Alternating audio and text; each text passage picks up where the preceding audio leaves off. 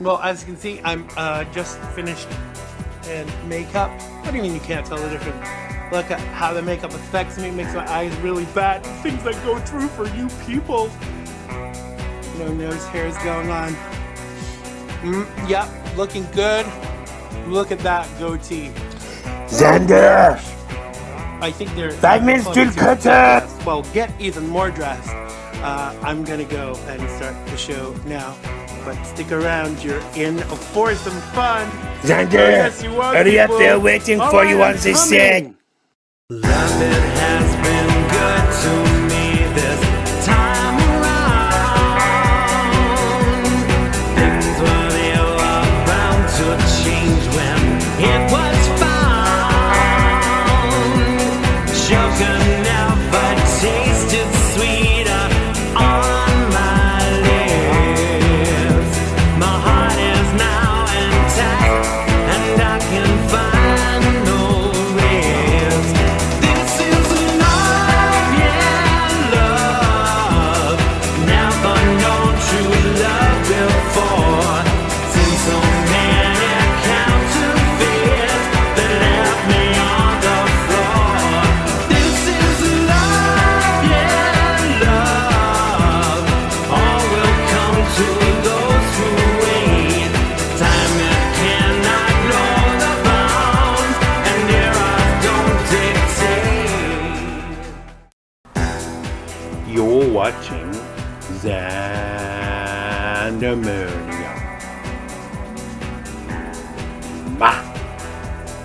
Hello and welcome to Xandermonium, the talk show that does indeed get you talking. I'm Xander Gibb, and on today's show, London Calling with Kristian and Soozi Chameleone, who talks to punk model and actress Sophia Disgrace. Tipping Point looks at the effect of cop hate on policing, and Diary of a Cyborg with Todd. More to come in a mere moment. You can interact with me via social media. You can tweet me at Xander Gibb, XanderGibb, capital X, capital G. Don't forget to include that all-important @ symbol. Make sure you follow and keep up to date with what's going on with the show and a plethora of mindless information. You did it again, Claude. The word is mindful, okay? And now it's time for London Calling.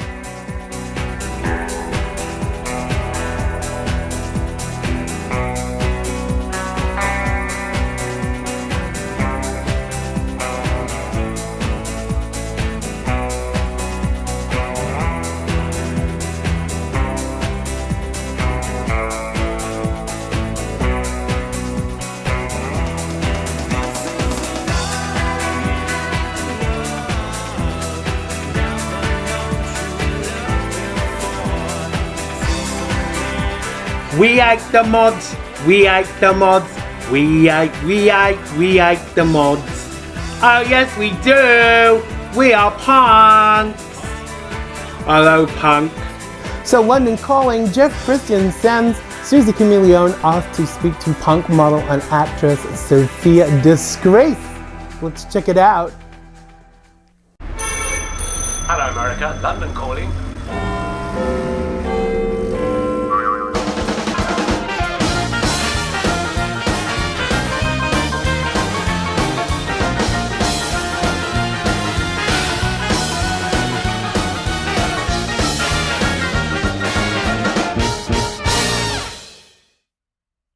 As you know, I'm not one to draw attention to myself, but there'll always be a gap in the market for that kind of thing.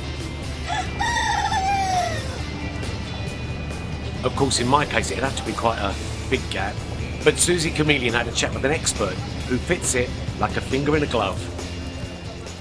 So today we're here with the beautiful Sophia Disgrace. Hello.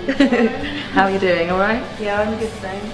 Great. So the amount of creative projects you get involved in, the amount of talent you have within you is extensive. You act, you model, you write, you perform with fire, angle grinding, to say the least. You've dabbled in a lot. of creative art forms. What has been your most unusual experience so far? I think probably I did a performance in India, and it didn't quite go as planned. As in, I've been talking to these guys that were putting on a tattoo show over in Delhi. For about 6 months I've been talking to them, back and forth on Facebook. Yeah. And they booked me for the show.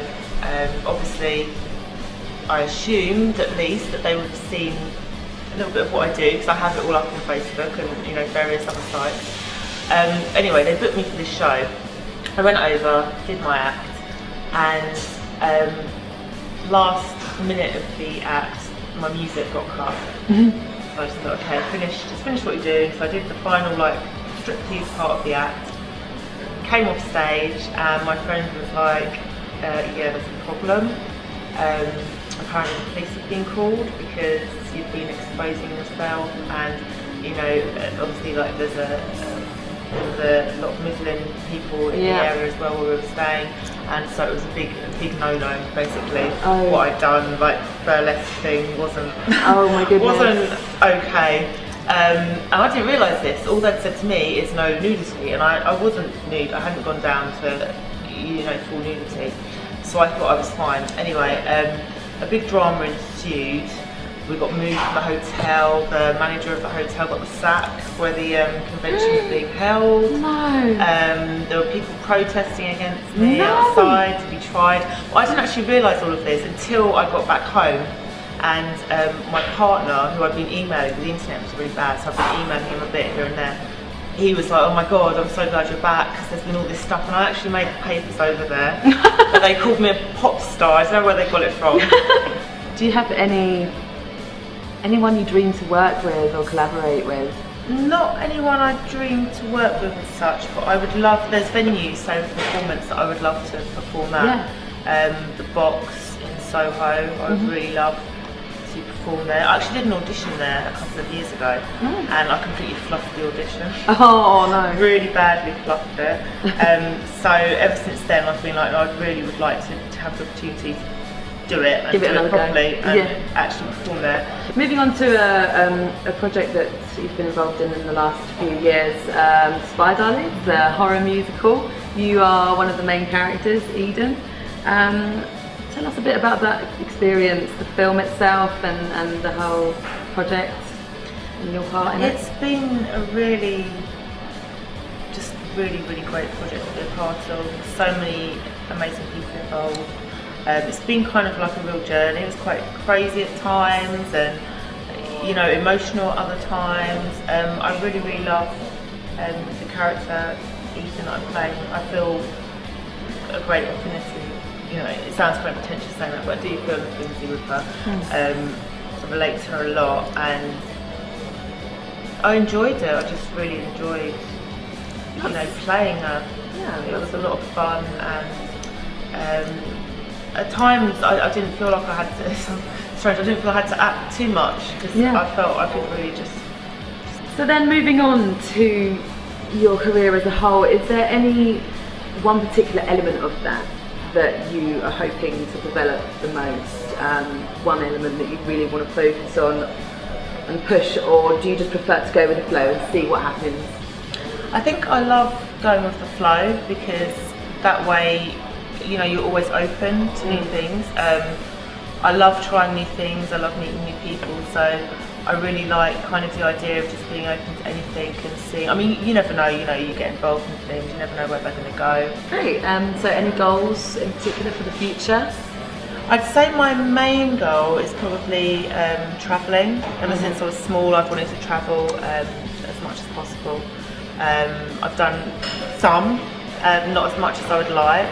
So I think the more travelling, the better, really, and just meeting new people, working with new people, and it's sort of a bit cliche, but being happy with friends and family. Is always nice, I think, to keep in mind. So. Speaking of the travelling you've done so far, the exotic locations that you've had the pleasure of performing in and seeing in general, what's been your favourite location so far? And tell us a bit about the project that took you there. Probably when I did the film called Comfy Titties, actually an American film. Interesting title. Brilliant, yeah. Kind of like a B movie, shot in New York, and it was just really wow, like unusual experience, really positive experience. But I started talking to these guys. I saw a casting for the film, and I thought I really want to be in it, but there's not going to be a hope in hell because of the distance involved. Started talking to the guys, and they were really keen to get me on board. And yeah, they paid for me to go over and stayed with them in New York, upstate New York. It's like 2 hours out of central New York. I didn't realise New York was that big. No, like you bears. Oh my God, bears in New York. out the back of where we were staying. That's it for this week. Back to you in the studio, Xander. I really love this week's episode of London Calling with Jeff Kristian, Soozi Chameleone, and Sophia Disgrace. Me and her used to hang about together up in Camden in the punk days, you know. See you next time. That was London Calling with Jeff Kristian, Soozi Chameleone, and punk model and actress Sophia Disgrace. Be sure to check them out on social media. London Calling is produced in association with Mr. Binks Media. And now it's time for Watch This Space. And in other news, Oprah Winfrey announced free bread for everybody.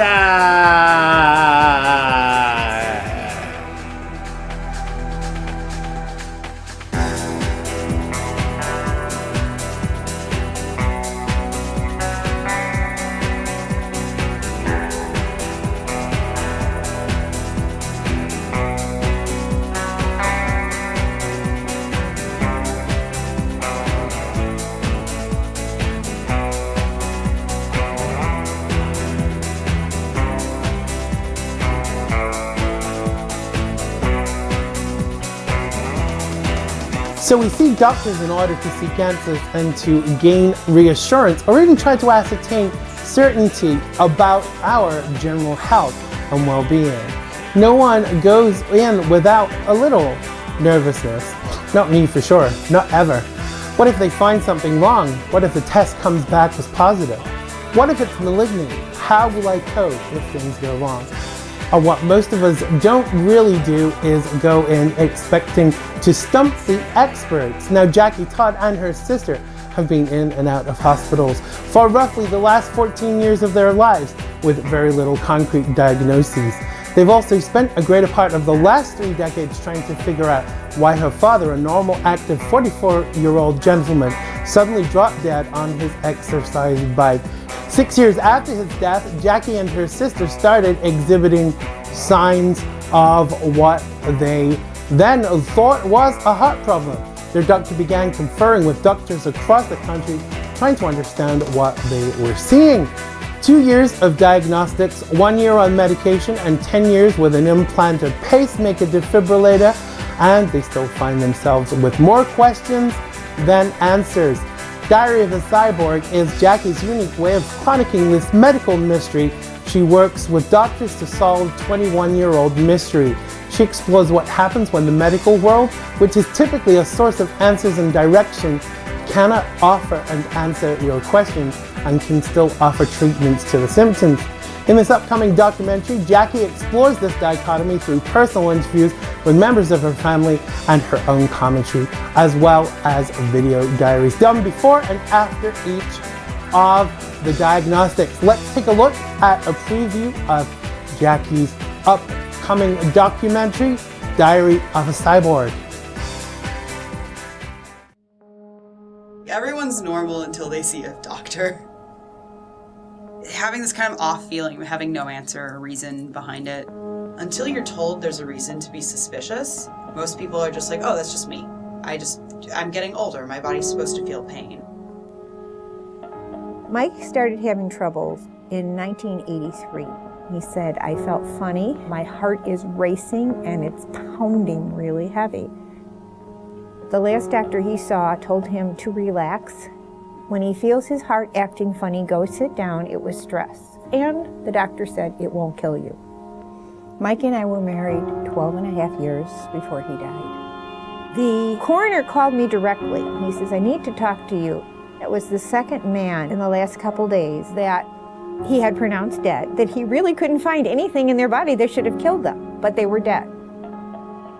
The very first thing the doctor told me was, you have daughters, don't be worried about it. He was a man, the same thing isn't going to happen to them. I would just really like, them to say what they really think you do or don't have. Right, so this time Because we've always been wrestling, with this. Ehlers-Danlos tends to be misunderstood, so if you tell other doctors, they tend to automatically jump to, organs rupturing. My sister started having really intense dizzy spells and near fainting spells. Both my sister's pulse and blood pressure were really out of whack. Her blood pressure was dipping excessively low. So I just got exited the stage. I had some dizzy spells here and there that would just kind of happen at random. I was never super physically fit. So we started seeing doctors, and it was in and out of emergency rooms, getting echocardiograms, getting stress tests, wearing Holter monitors. We were on and off different doses of beta blockers. They know something's wrong. All those tests and diagnostics got them to more questions than answers. So many doctors have gotten their hands on this. We actually were never diagnosed.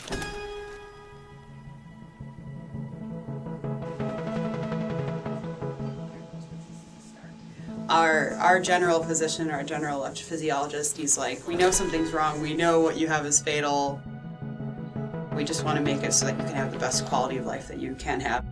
I got my device in summer of 2002. I am a cyborg.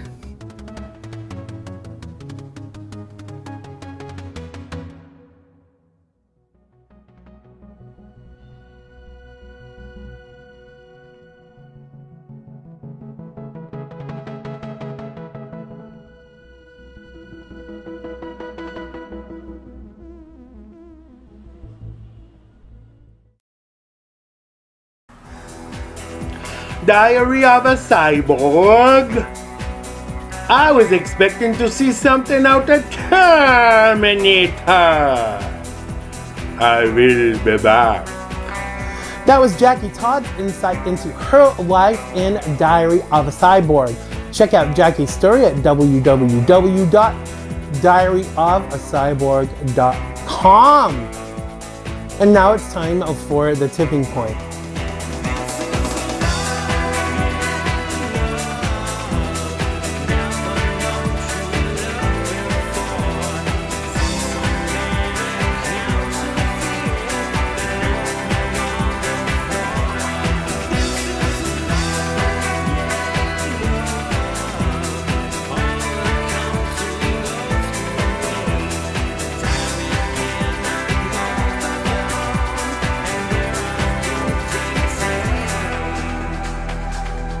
So this week's tipping point looks at the spate of cop hate and its effect on policing in general.